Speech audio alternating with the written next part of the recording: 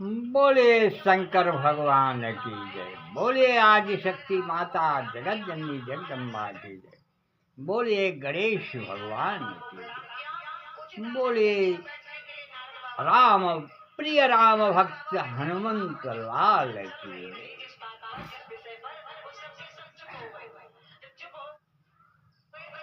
वक्रतुंड महाकाया सूर्य कोटि समप्रभा और निर्विघ्नं कुरु मे देव सर्वकारेषु सर्वदा। बोलिए गणेश भगवान। आदि शक्ति माता जगत जननी जगदम्बा सर्वमंगल मांगले शिवे सर्व साधिके शरणे त्र्यंबके गौरी नारायणी नमस्ते। बोलिए आदि शक्ति माता जगत जननी जगदम्बा की। प्रभु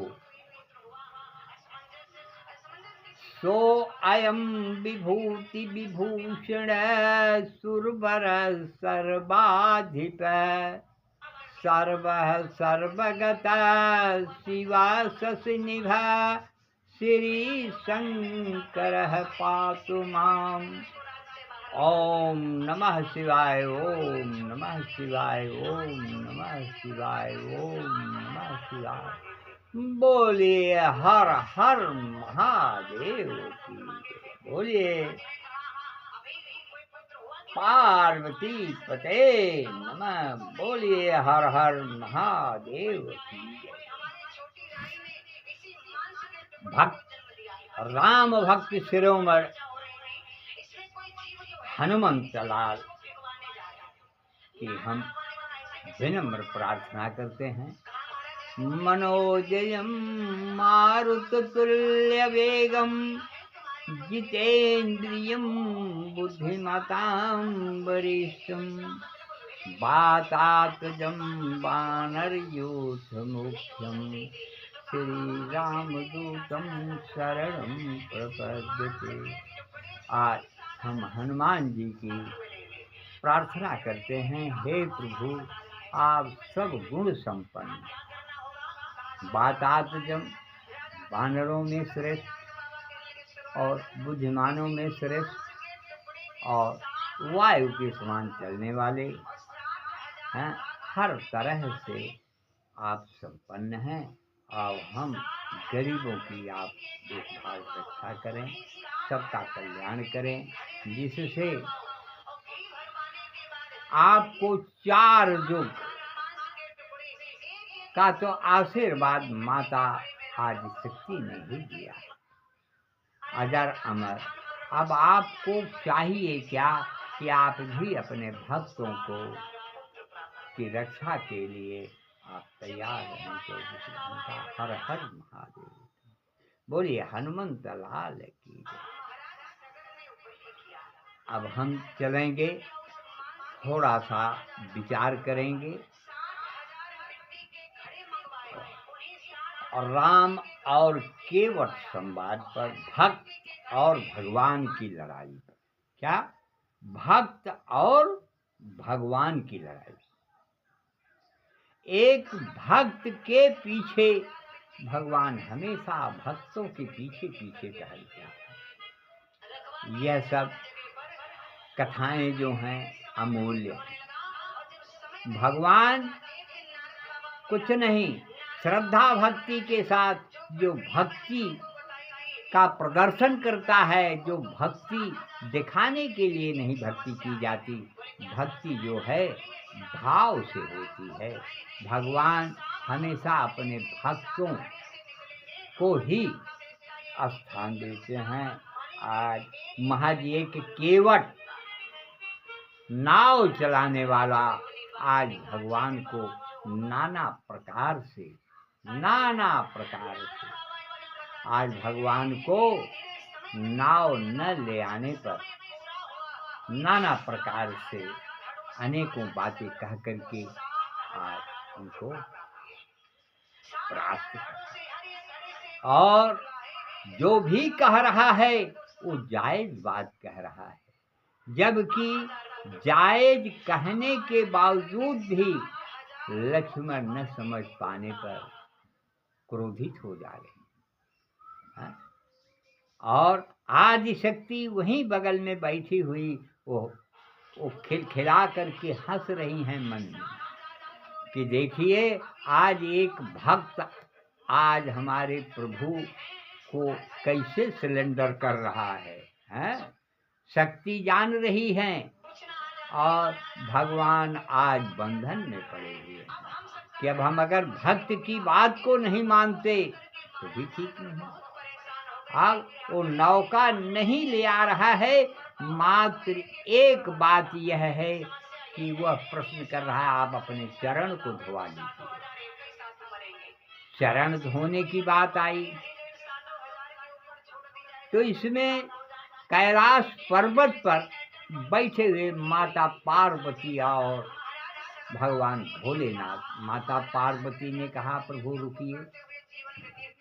अब भगवान राम की कथा केवट संवाद तो कह रहे थे, लेकिन वहाँ पर यह प्रश्न माता पार्वती ने किया कि हे प्रभु जल कहाँ से लाया। वहाँ बगल में सरजू मैया जल थी, क्यों नहीं वहाँ से जल लिया। अब उसको जल मिला तो कहाँ से मिला। जैसे उदाहरण के लिए बामन रूप में भगवान जब एक पैर को रखा था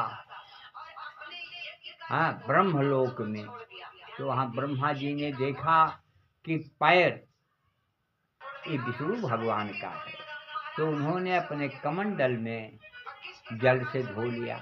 अब देखिए वहाँ जल जो था वो कहाँ का था। वैसे यह प्रश्न जो है अगुण, तो वहाँ विष्णु का जल था, विष्णु के पसीने का जो जल था उसी पसीने के जल से आज ब्रह्मा जी ने अपने कमंडल में धोया था। और यहाँ गंगा का जल न ले आकर के वो घर का जल, घर का जल माने घर में जो पानी रखा गया था दूषित, कि हमारे जो दोष हैं महाराज वो आपके पैर पड़ेंगे तो वो तर जाएंगे, वो दूषित जल ले आकर के हैं भगवान के चरण को धोया। सरजू मैया के जल से वह जल ले आकर के वहाँ धोया। उस धोने के लिए उसमें सब कई कारण बताए गए हैं, कई रहस्य है। इसलिए आज भगवान भक्त के पीछे पड़ करके नाना प्रकार से परेशान है, और वह परेशानी दूर करने के लिए आज भगवान अपने पैर को धुला रहे हैं। और गौतम ऋषि की नारी का वो प्रमाण दे रहा है नाविक कि हे प्रभु मैंने सुना है, मैंने देखा है, मैंने सुना है, कानों से जानता हूँ कि यही चरणों की रज से गौतम ऋषि की नारी जो है वह पत्थर से नारी बन गई, इसलिए हमारी नाव जो है काट दी, हम आपको पार नहीं डालेंगे।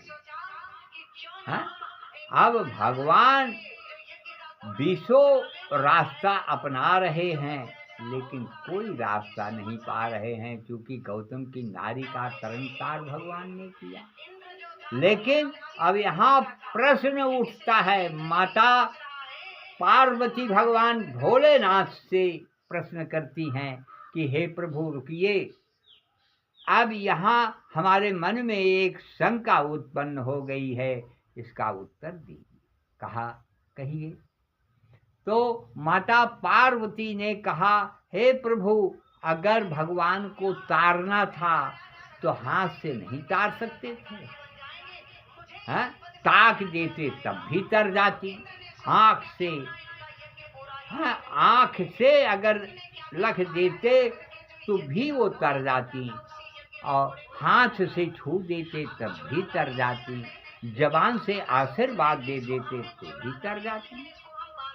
क्या पैर से ही छूना, पैर के छूने से ही तरनतार होता? क्यों पैर से? इस प्रश्न का उत्तर जो है माता पार्वती आज भोलेनाथ से पूछ रही हैं।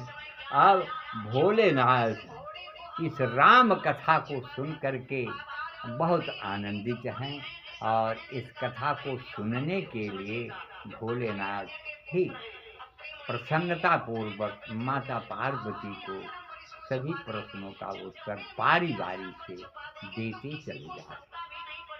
आज भगवान भोलेनाथ ने ये कहा कि हे देवी, भगवान राम के चरणों से गंगा जी निकली, तो चरण धूल के लगने से जो उसका दूषित कर्म था, जो पाप कर्म था, वो झड़ गया, कण से झड़ गया और गंगा जी भगवान के चरणों से निकली हैं।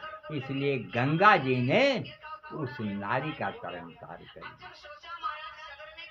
थोड़े में शंकर जी ने शोक स्वरूप भर करके माता पार्वती को समझा करके कथा उन्होंने आगे बढ़ाई। इस तरीके से भगवान भोलेनाथ और माता पार्वती कथा जब बैठ जाते हैं तो माता पार्वती कथा प्रश्नों की झाड़ लगा देती हैं। प्रश्नों की झाड़ लगाती हैं क्यों? भगवान भोलेनाथ एक बार चूक गए। जब माता पार्वती का सती का जन्म था तो भगवान भोलेनाथ 3 घंटे तक कथा करते और माता पार्वती का मन इधर उधर भ्रमित था। उस समय फिर माता पार्वती, यही सती जब पार्वती का के रूप में जन्म लिया तो भगवान भोलेनाथ ने कहा, हे देवी, कथा तो हम कहेंगे लेकिन एक शर्त पर। कहन वो कही, कहन हम कथा कहते चलेंगे, बीच बीच में आप प्रश्न करते रहना, पूछते रहना। क्यों कहा भगवान भोलेनाथ? कि हम यह भी जानते रहेंगे कि हाँ, पार्वती कथा को सुन रही हैं और जान रही हैं। कथा कहने वाला और सुनने वाला दोनों का मन लगा रहता है कथा में। इसलिए माता पार्वती आज कथा को जो है कथा में प्रश्न पर प्रश्न लगाती चली जा रही हैं और भगवान भोलेनाथ प्रश्नों का उत्तर देते चले जा रहे हैं। और इसलिए कथा सुनने में प्रश्नकर्ता जो है अगर जानकार है तो वही प्रश्न कर सकता है, और जब उसको जानकारी नहीं है तो क्या प्रश्न करेगा। कथा सुनने के लिए सब लोग जाते हैं, सुने कथा, वहीं छोड़ करके चले आइए, उस कथा से कोई मतलब नहीं रह जाता। इसलिए कथा को सुनिए और सुनने के बाद कथा को वहाँ मत छोड़िए, कथा को अपने साथ लेकर के आइए।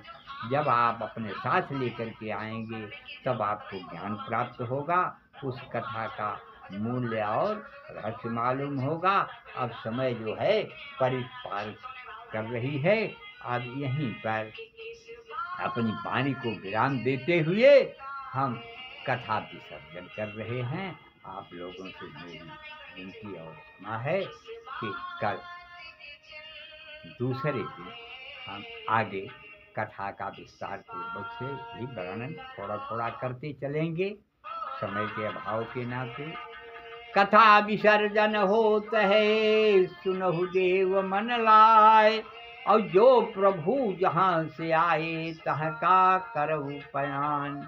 बोलो सियावर रामचंद्र की जय, बोलिए हनुमंत लाल की जय, बोलिए आदिशक्ति माता जगत जननी जगदम्बा की जय।